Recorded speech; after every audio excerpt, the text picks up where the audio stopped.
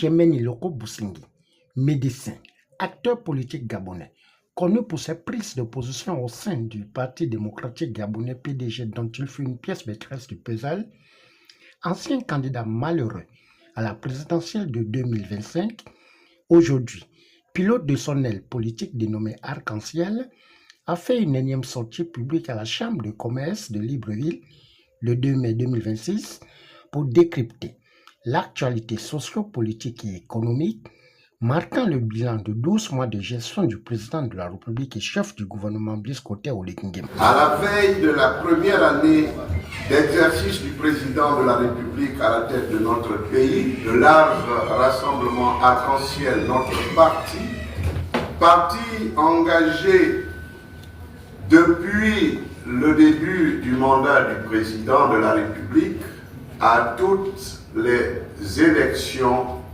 c'est-à-dire les locales, et bien sûr la mise en place des bureaux de ces conseils locaux, la composition du gouvernement et la composition du Conseil économique et social.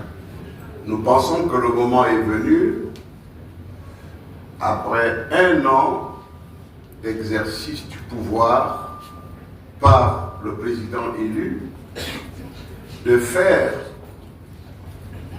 pour vous la presse et pour le peuple gabonais le bilan des activités annuelles, mais aussi d'apprécier le bilan du président élu, que vous avez élu à 95%, de donner notre position sur l'actualité politique nationale et bien entendu envisager des perspectives face à cette situation. Notre parti, le LR, a fait le choix de la responsabilité et donc de demeurer au centre. Nous avons reconnu les irrégularités, les nombreuses irrégularités constatées pendant les élections législatives et municipales. Mais nous avons préservé la stabilité de nos institutions. Le bilan présenté en Conseil des ministres récemment appelle une lecture objective, loin des postures excessives. Notre parti, le LRA, a examiné les 6 piliers de l'action gouvernementale avec une attention particulière. Surtout porté sur le pilier 1, l'électricité, l'eau et les réformes de ce secteur. Le pilier 4, vous vous en doutez, le capital humain et la justice sociale, parce que nous sommes du secteur santé. Et le pilier 6, l'économie et le développement durable, 2 éléments clés pour la prospérité et le développement armé de notre pays. Nous affirmons clairement, ce qui a été accompli mérite d'être reconnu avec honnêteté. Notre démarche n'est ni complaisante, ni systématiquement critique. Elle est guidée par l'intérêt supérieur de notre nation. Nous espérons que l'année qui s'ouvre permettra d'aboutir à un bilan plus équilibré, davantage en phase avec les attentes pressantes des populations de notre pays. Je suis de Nimongo. Oui, les jeunes de Nimongo ont mené une grève de la faim de 8 jours. Oui, ils se sont privés d'aliments. Oui, ils ont frôlé la mort. Oui, et donc ils ne l'ont pas fait gratuitement. Je les avais rencontrés et je leur avais dit que je m'engageais à leur côté.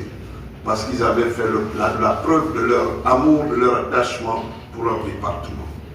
Après avoir planté le décor de la rencontre dans une ambiance patriotique, en présence de l'assistance et membres du parti venus des 4 coins du Grand Libreville, le natif de Goulo, connu dans la virulence de ses propos, sans gants et sans filtre, n'a pas hésité à prendre position en démystifiant la configuration et la charpente actuelle du 241. Le LRA appelle à la responsabilité collective. 6 acteurs sont au cœur de cette affaire. Le président Alain-Claude Bilibinté, président du parti politique Ensemble pour le Gabon. La plaignante qui n'est plus à présenter. le président de la République, chef d'État, M. Brice Clotaire Oligui-Nguema, l'ancien président de l'Assemblée nationale, M. Kizzu Bandama, le père Paul Mbadisoro. Certainement que nous avons oublié certains noms, certains grands noms, mais nous savons qu'au cœur de ce problème, il y a les institutions judiciaires. Nous mettons en garde contre toute tentative d'instrumentalisation politique ou de manipulation de l'opinion. Associer sans preuve la justice à une quelconque influence politique est dangereux. Multiplier les insinuations pour donner une consistance artificielle à un dossier qui exige rigueur et fait une manière de détourner le débat. Ces pratiques fragilisent nos institutions et alimentent inutilement les tensions. Notre parti, le LRA, rappelle à respecter la présomption d'innocence. Il faut bien que nous respections la présomption d'innocence. Nous sommes dans un état de droit. Mais nous devons aussi faire un effort pour préserver la dignité et l'honorabilité de toutes les parties prenantes. Il ne faut pas faire de l'obstruction systématique. Il faut s'opposer, il faut critiquer, mais il faut proposer et savoir reconnaître lorsque les choses sont bien faites. C'est notre credo. Nous ne changerons pas de posture pour une raison quelconque. Nous sommes donc un parti du centre, responsable et engagé pour la cohésion nationale. Notre ambition est claire, devenir une force de rassemblement capable de prévenir les fractures et de consolider l'unité nationale.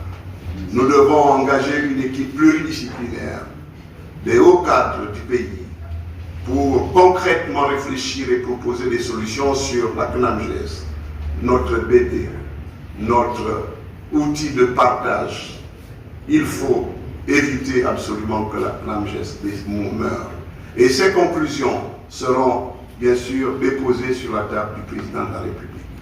Allez-y à l'Assemblée nationale, allez-y au Sénat avec vos 100 députés, vos 60 sénateurs. Mais vous devez partager le pouvoir. Parce qu'en 1994, après l'élection de 1993, le peuple gabonais s'est mis debout pour dire c'est pas possible de continuer avec M. Moumoumi Yago qui est venu prononcer les résultats d'une élection qui n'avait pas fini de dépouiller les yeux. Il faut prendre la peine de regarder la question dans tous ses contours. Et il ne faut pas mettre les organes. Mais vous savez quand même que nous devons protéger notre nationalité. Mais bon, je suis leader. Je dois donc éviter d'avoir des comportements clivants. Le président de la République et son gouvernement ont mis en place une loi de la nationalité. Écoutez, je prends acte. Je suis membre d'un parti politique légalement reconnu. Et donc, je n'ai pas de problème. Je dois me conformer avant le 27 juin aux dispositions prévues par la loi qui encadre les partis politiques. Vous savez, cette loi, même si c'est une loi prise par la Ve République, elle ne peut pas être rétroactive. Notons que cette rencontre citoyenne a permis de mieux comprendre la volonté de construire le puzzle sociopolitique et économique prôné par la pierre angulaire de l'aile politique arc-en-ciel. Le docteur Stéphane Iloko ne compte pas perdre sa langue face au goût du bouillon de piment. Au finish, c'est dans une ambiance bon enfant que cette rencontre a fait tomber son rideau.